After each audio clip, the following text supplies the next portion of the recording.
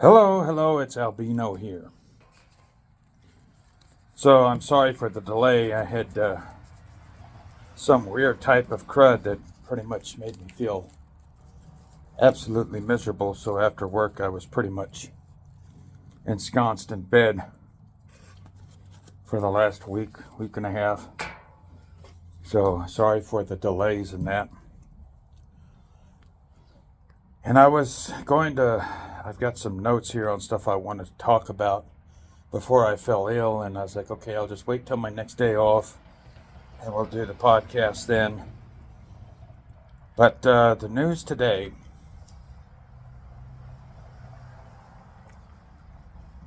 is interesting. It's either vindicating and disturbing all at once.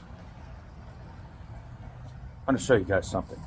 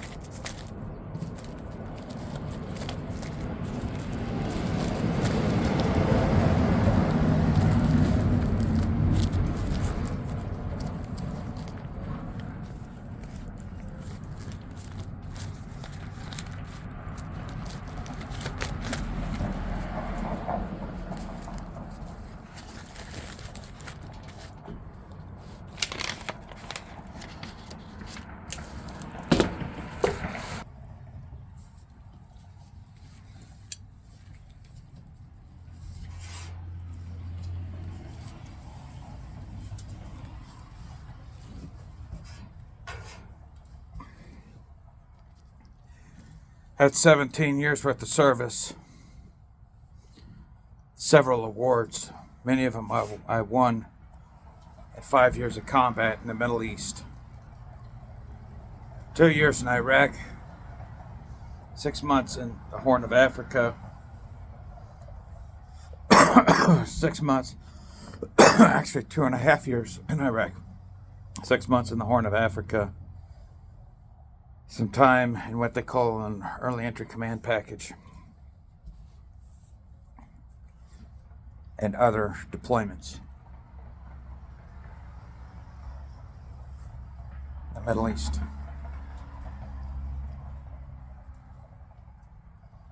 So 2.5 years in Iraq and some other time other places too.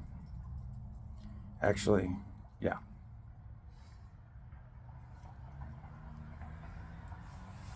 So I don't know if you guys are hearing the news. It's breaking today, but they are now reporting that the drones are looking for radiation carrying weapons or other types of weapons.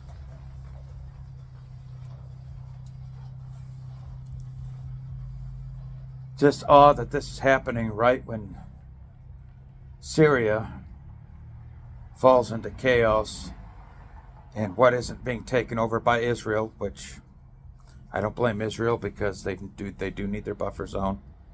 And Turkey is Al-Qaeda.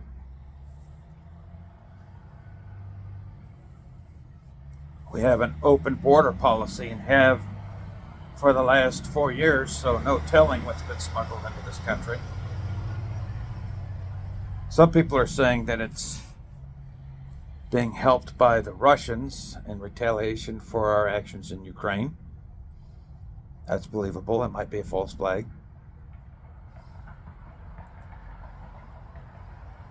My last deployment ended in December of 2007.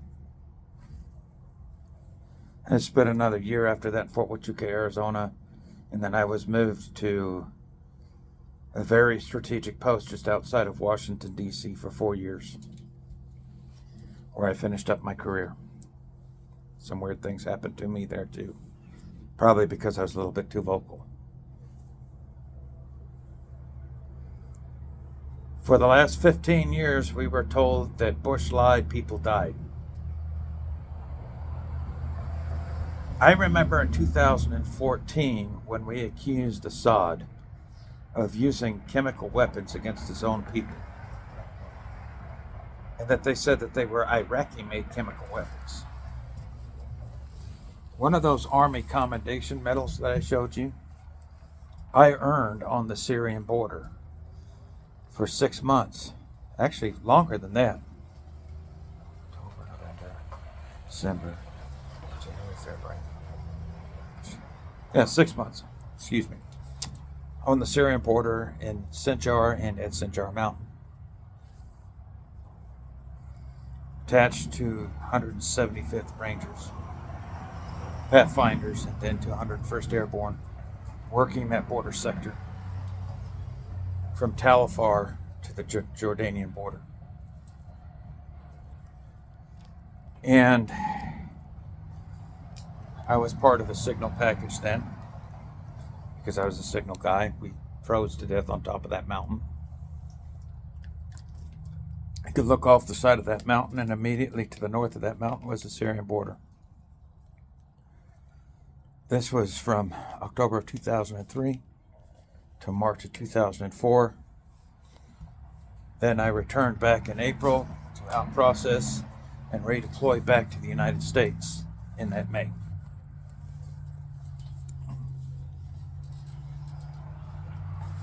Every night. Now, mind you, this was October of 03 to March of 04. So this was the last 6 months of the first year that we were in Iraq. Every single night from that border outpost, on the radio or on the phones or through our post, they were catching chemical weapons, fissile material, stuff like that. being smuggled into Syria out of Iraq after the fall of Saddam Hussein's regime. I know this because I was there. And in 2014, we started going after Assad, supposedly, or accusing him, supposedly, for using chemical weapons against his own people. I don't think that's the case. Because these rebels in Syria are what remains of ISIS, which Donald Trump beat back during his first presidency out of northern Iraq. But there's always a remnant. And they were in Syria. And now this Al-Qaeda associated group, the rebels in Syria, are now in control of the country.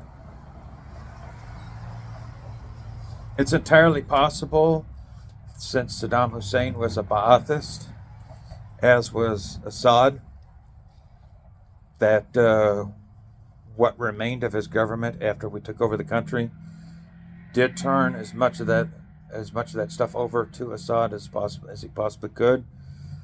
And during the first year that we were there, we were catching the rest of what they were trying to smuggle across the Syrian border. I know they smuggled a lot when I was there. We caught a lot, but what about the stuff we didn't catch? I know that once Obama pulled out of there in 2011, out of Syria came ISIS. And they were equipped with all kinds of stuff. So, when these rebels started fighting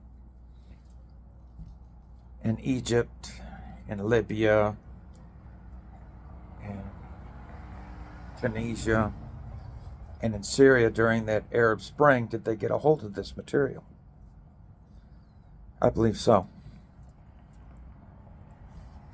I believe now that we're hearing that these drones are searching for fissile material in either a shipping container or around certain metropolitan areas and population dense areas along the East Coast, the Rocky Mountain Corridor, the West Coast, the Texas Triangle, and in certain places along the Gulf Coast, that it is entirely possible through our open border over the last 4 years that some of this stuff could have been smuggled in. I think now we're quickly learning that George W. Bush was not a liar, that he was probably a lot closer to Donald Trump than we think, because he also was a businessman. And even though he spoke nicely of his father, anybody who knows anything knows that he was a businessman and he lived clear across the country from his father. And only for political reasons did he put up a front that they had a decent relationship, when it's known that there was some tension between the two of them. I know that once he fired Donald Rumsfeld in 2006 and did the surge, that up until the time that Obama pulled us out of Iraq, that we were winning. The tide turned greatly. I was there on the ground when that happened. I remembered that. I know that once Obama pulled out of Iraq and started pulling back in Afghanistan, I wasn't in Afghanistan, but once he started pulling back in Afghanistan, the Taliban started to take over. During the Bush administration, we had almost won Afghanistan too. Thank you, boomers, for your voting and for your screwed up war strategy. Anybody who is able to read a map would realize that Afghanistan and Iraq are on either side of one country that seems to be a burr on our side, and that's Iran. I know during the Iran deal in 2015 that we released hundreds of billions of dollars to the Iranian government. Donald Trump cut that off. I know the summer before the October 7th attack on Israel, Joe Biden again released $650 billion that we know of and seized Iranian, I said Iraq, Iranian of both, Iranian with the Iranian nuclear deal in 2015 and Iranian in the summer of 2013. Joe Biden released 650 million or 650 billion dollars worth of sanctioned assets in Iran, and within 3 months, by proxy, they were attacking Israel. And now Israel's at war. I know that Iran was funding a lot of the rebel activity, even though it was Shia to Sunni, because the enemy of my enemy is my friend in that side of the world. Oh, once this is all settled, they'll fight each other. But they were helping the rebels in Syria. And up until now, or up until Biden got in office, the Russians were actually in parts of Syria trying to keep that down. I remember before the Obama administration that the Russians were actually logistically helping us in Iraq and Afghanistan.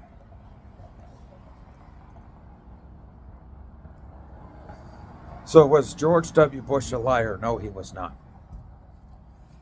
So according to the news that I'm hearing today, these drones are frantically looking for weapons of mass destruction that have been smuggled into the United States, either in retaliation by proxy for what we fomented in Ukraine and have been fomenting in Ukraine since 2014, with the 4-year break during the Trump administration, or through this Al-Qaeda/ISIS group that has now taken over Syria. And we have a wide open border, so no telling when this stuff, if it's here, has arrived. George Bush was right. He had to work against the same deep state elements that Donald Trump had to work against when he prosecuted the wars that he prosecuted in retaliation for 9/11. I believe 9/11 was a foreign act, but it was allowed by the deep state. And his cabinet was populated with deep state elements such as Colin Powell, Dick Cheney, Donald Rumsfeld. Especially Cheney and Rumsfeld, because they were from the Nixon era. Reagan kind of had them in his administration too, but he, I don't know if they were there by token or if he was just kind of like had to cut a deal to allow them to be there. But yeah, they're all deep state figures, and once Rumsfeld was removed, and Bush was given a little bit of freedom to do what he wanted to do to prosecute the war until Obama got in office, we were actually winning, really winning. And now we've backed off of all of this. I have been preaching for 15 years. I've seen this. When I was in Iraq, I rolled into Iraq on the 21st of March, 2003 for the first time attached to 3rd Infantry Division. Then I spent some time on a border outpost between Iraq and Kuwait near Safwan for about 4 months after that. And then, of course, I was sent up to Mosul and then to the Syrian border. During the initial roll-in, we were finding evidence of the chemical weapons that we said that were there. When I was in Mosul, we found evidence of the cruelty of Saddam Hussein. And then, of course, the smuggling and everything else that was going on 6 months later into the first year of that conflict. So to say that George Bush lied, I know for a fact he didn't, because I was there and I saw it, heard it with my own eyes. So in a way, this is kind of a sick sort of vindication. But this is the war that Gen X fought. And so the boomers sent us for a very good reason. They really did. But just like everything else that the boomers do, they half-stepped it, short-dicked us, and now their legacy could potentially be coming back to bite us again. So that's the story on the drones today.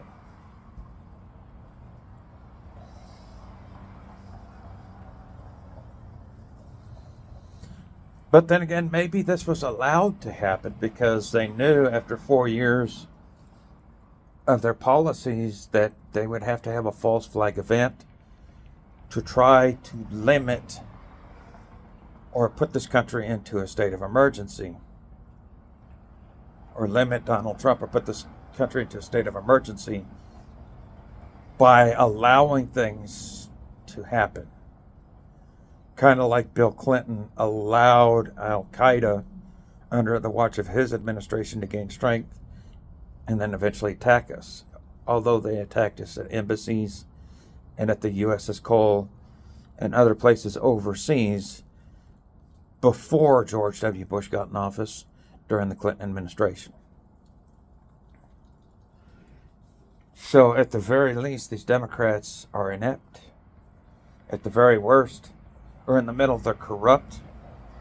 And at the very worst, they're acting against us and deliberately setting up plausibly deniable situations that they hope would allow them or allow the deep state to retain power in an emergency situation.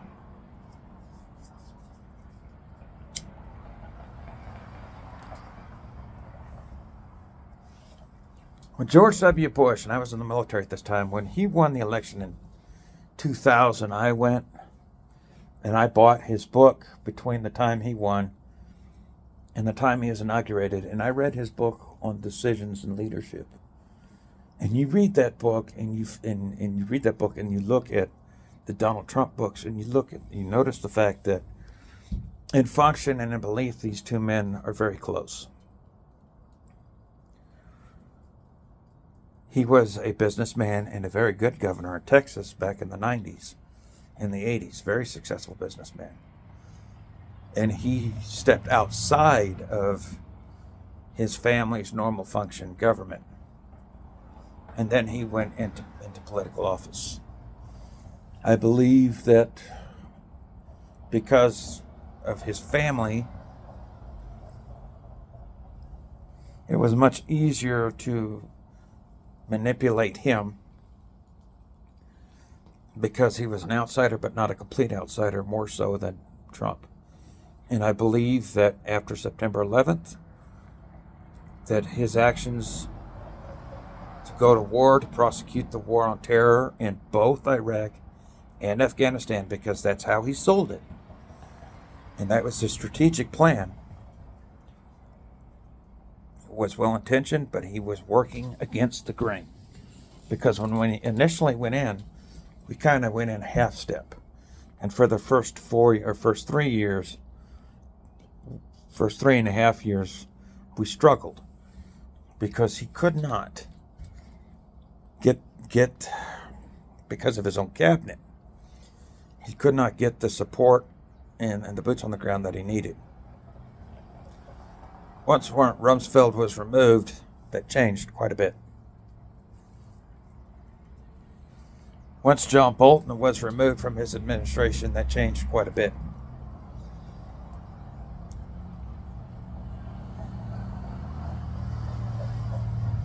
Remember, I was there.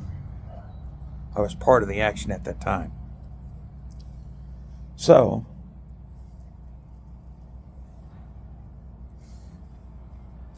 once again, Gen X gets shafted, and possibly once again, 15 years later, in a potential disaster or in a looming disaster that maybe hopefully catch in the last minute. Let's hope.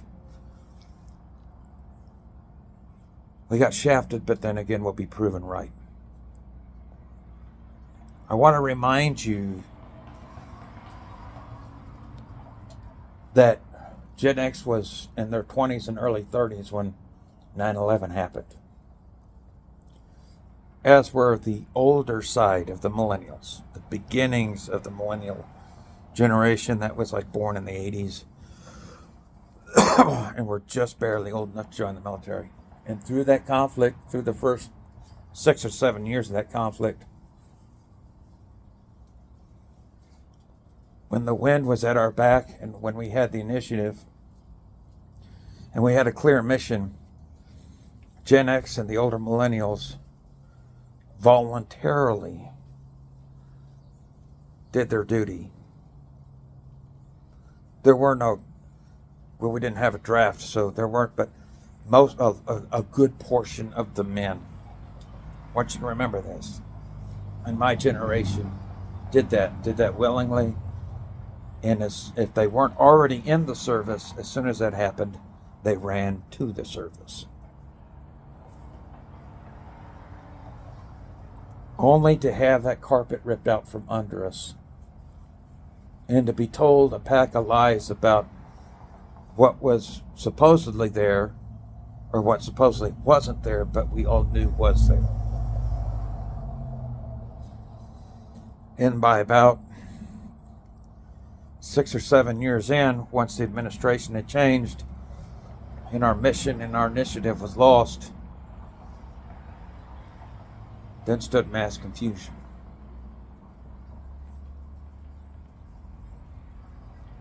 Team America was a Gen X movie. It was about us. Yes, it was made in satire, but it was complimentary satire. So once again, Gen X got screwed. And it very well could be, well, we already are, with Obama and Biden and Clinton. Because remember, we came up under Reagan. Got screwed again. You know what really pisses me off about all this? Is Gen X were the ones, we proved it already. When it was time to throw down, when it was time to stand up for this country, when it was time to be patriots, when it was time to do the right thing, we went and did it. We went and saw. So when you pass a Gen X soldier, retired Gen X soldier now, you need to fucking apologize to him. You need to tell him, look, yeah, you did go to war for the right things, and look at what we're facing now. We should have listened to you when you got off the plane and came back and said, yes, I did see this. Yes, these things did happen. As opposed to listening to the America-hating press and the America-hating Democrats. Even Rush Limbaugh knew this.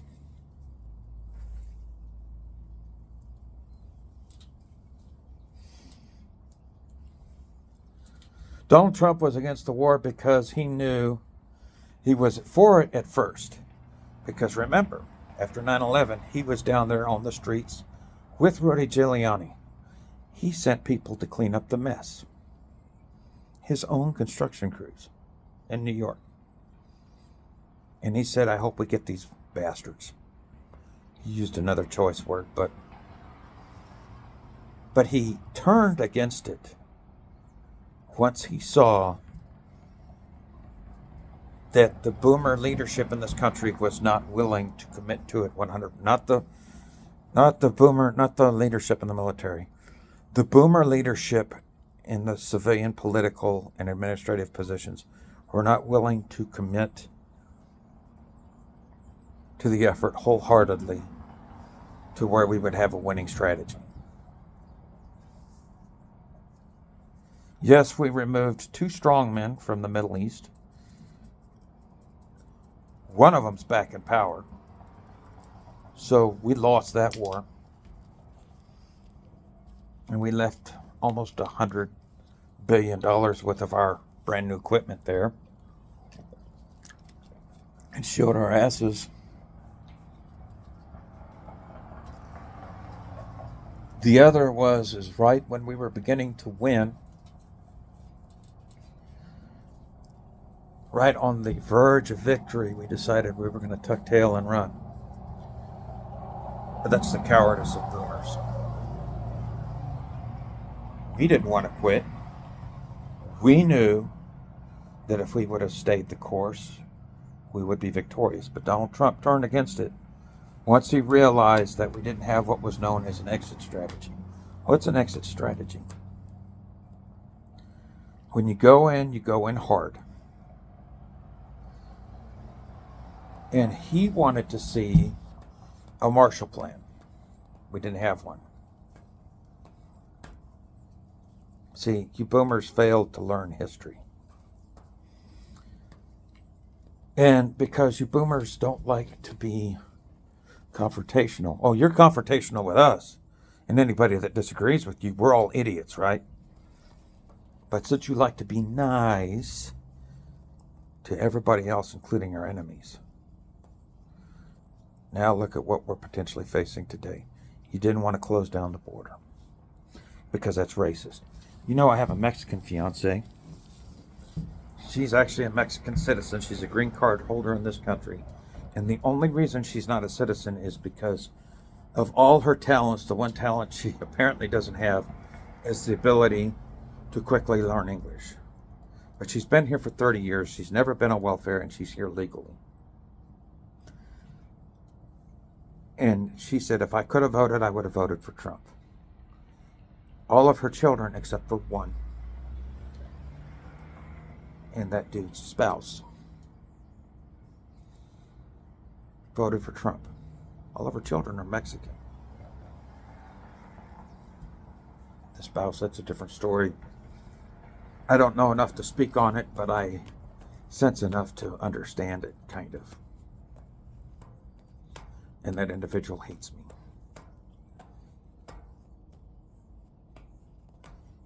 But my Mexican fiance was so happy when Trump won. She said, America will be safe.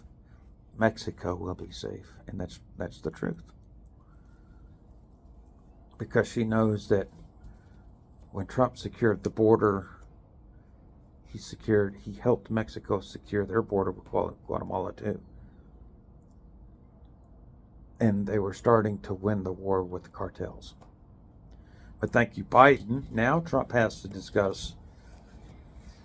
Well, first of all, we got to see whether or not these are weapons that we're actually chasing down, or is this just a false flag scare? But I tend to believe that it's real, because I knew what was over there, and I know that open borders are just that. And I know that the Biden administration is extremely lax and corrupt. How come when Trump started making phone calls for the Ukraine in 2019, all of a sudden he was being impeached? What if, because when Ukraine was part of the Soviet Union, that was actually where they kept a lot of their nuclear weapons, and under the agreement that we made with Gorbachev and Yeltsin for East Germany, the Soviet Union was to pull back all of their nukes out of Ukraine, and as far as we know, they did, the Russians. What if some of it was hidden by the new Ukrainian government? What if the Ukrainians are sending this over with the help of the rebels in Syria because they're angry that the American people voted out their gravy train? There's 1,000 different ways to take this. My guess is it is out of Syria. It's probably something that we chased out of Iraq 15 years ago. Or it's out of Ukraine, and then it went into Syria through these rebels. And now it's on its way over here because how many people on the watch list got by? How many terrorists got by through that open border? My Mexican fiance says, and this is borne out to be true by official records and by anecdotal knowledge that I know because a lot of ex-military guys happen to work in ICE and the Border Patrol. There are some people coming out of Mexico specifically, but most of the migrants are not Mexicans. And she knows this because she goes to visit friends in Michoacan and other places, and she sees people traipsing across that part of the country, and that's way down south. And they're destroying that country too.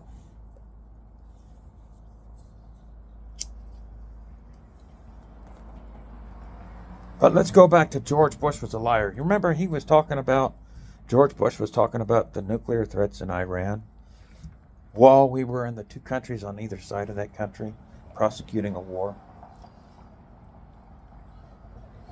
Don't you think he was trying to set us up to, if not go after Iran, at least hem them in? You know, if I had an enemy in that part of the world and they were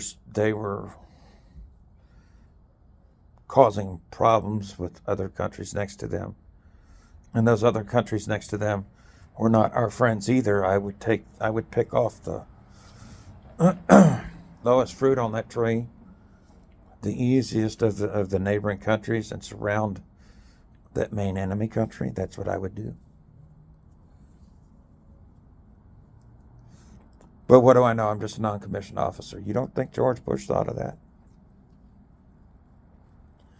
And now we're dealing with that again now.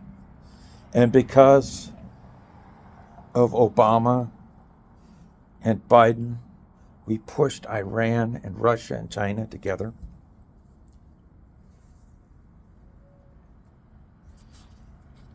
When before Obama got in office, the Chinese and the Russians, even though that there are historical enemies, they at least were supporting us logistically.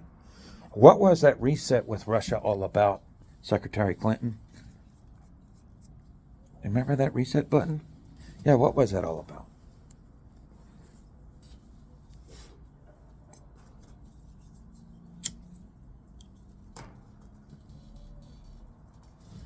I'm going to close with this, and I mentioned this before. I'm sure there were a number of World War II veterans that had mental health problems when they came back. Because when we deployed to the Middle East, we deployed for a year, 6 months, 9 months, year and a half at the most. At a time, we'd come home for a while and then go back. Some of those guys were over in the Pacific or in Europe for 3 or 4 years before they even came home. So I'm sure a number of them did have some issues. But you really don't hear much about it because I have a feeling that if they did, they weren't long-lasting issues. And they weren't pervasive because the World War II generation was allowed their victory. And everything that they went through, I promise you, was way worse. And the Korean veterans, too. That wasn't as big of a victory. That was a stalemate, but we still accomplished saving South Korea. But that wasn't as big a victory as World War II. But at least then still, they could close the loop. But we lost Vietnam, and we lost the war on terror. And the war on terror was both Iraq and Afghanistan and everything else in that theater. Yemen, too. But I won't talk much about Yemen, even though I was involved in that from the Horn of Africa across the Red Sea. But okay, whatever. Which is another problem area, right? Even the Saudis have trouble with that. Everybody says, oh, it was the Saudis. Well, bin Laden was not living in Saudi Arabia for a reason, even though he was part of that family. Why wasn't he in Saudi Arabia? Why wasn't he living there? Probably because the Saudis kicked him out. Because before the Abraham Accords, they were a quiet ally to Israel, meaning they weren't officially an ally on paper, but they kind of had a gentleman's agreement. They hated each other in public, but in the back because Israel is the strongest military in the region.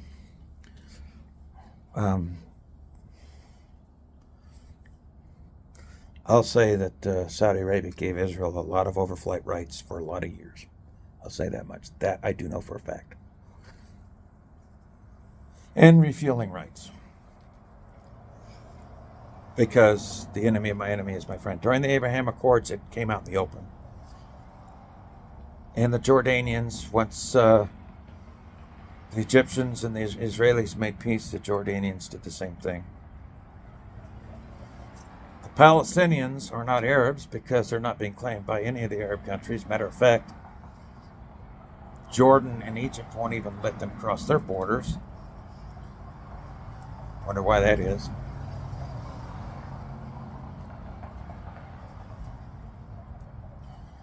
Maybe you should take it from a guy who was actually in that part of the world as to what's actually going on. You know, or all the rest of the Gen Xers that were out there. Probably have stories a lot like mine. Books a lot like mine. Those Archoms are pretty high metals. In total, I've got 13 awards that I can wear on my chest, plus many certificates. Those are the ones I can find. I'm sure there's some others probably in a box somewhere. What do I know?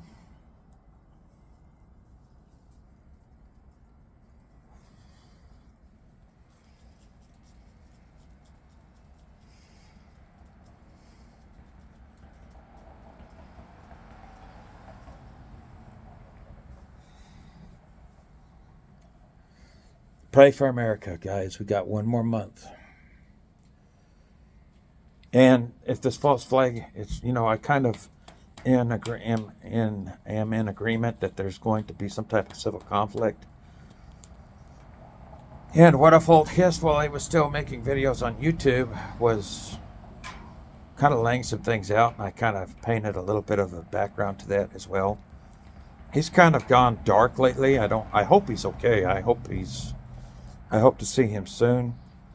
Maybe something's going on with him. If you're there, hey brother, whatever's going on, man, I'd like to see your face.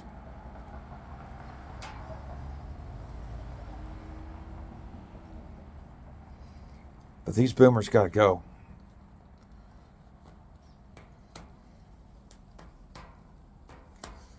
They've been fucking up the world since the 1960s. This is AL-BINO, Pray for America. Signing out.